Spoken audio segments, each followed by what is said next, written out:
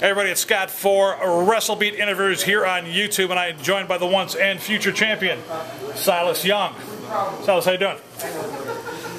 Are you staring down my Bears jersey? You want? Yeah, I'd be doing a lot better if I wasn't talking to you. I guess we could. I would ask you, what are the Packers' chances of winning the Super Bowl this year? But I mean, the answer is none. Yeah, all right. I'm going to continue this interview before I get my brains beat in.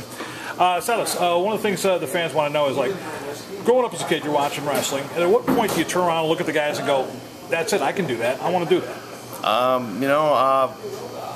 When that first happened, I actually wasn't too young. I mean, I always wanted to as a kid. I think all kids growing up wanted to do that, but I actually had a friend who got into wrestling before I did, and I went and saw him, and that's kind of what sparked it. That's what made me want to do it. Now, who did you watch? What territories were you part of? I was a WWF kid. And who was your guy? Hulk Hogan, of course. Hulk Hogan, Macho Man, Shawn Michaels, Rockers. Now, obviously, who trained you, by the way? I was trained by a guy named Angel Armani, and then I started out with a guy named Chris Bassett. Okay. I didn't really learn much, and then I learned more from Angel Armani and just learned from wrestling on the road. And what did you pick up from these guys that tailored your style to what it is today? It's just kind of a working process. You never stop learning. You're constantly switching out, doing different things. So it's hard to say. Now you wrestled in a lot of different federations. Right.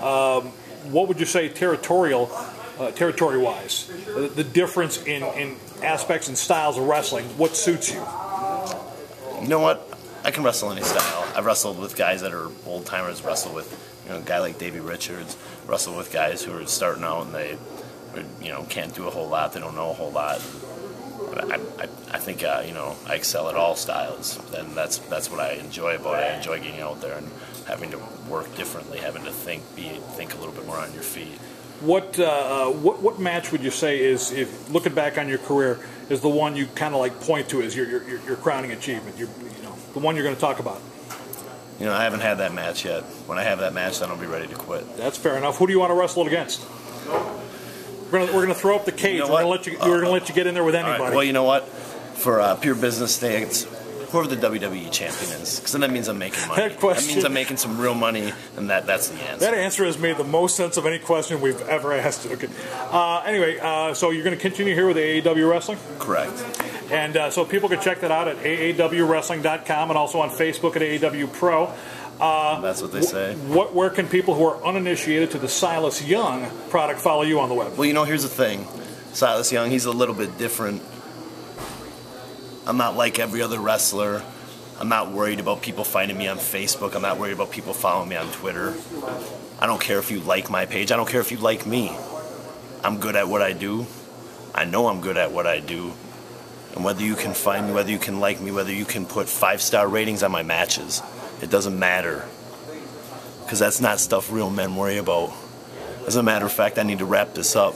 Because there's an after party, and there's a lot of beer to be drank in there. And there's a lot of girls want to go out and have a good time. That's what real men do.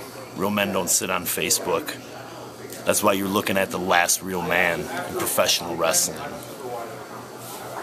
Interview's over, boys.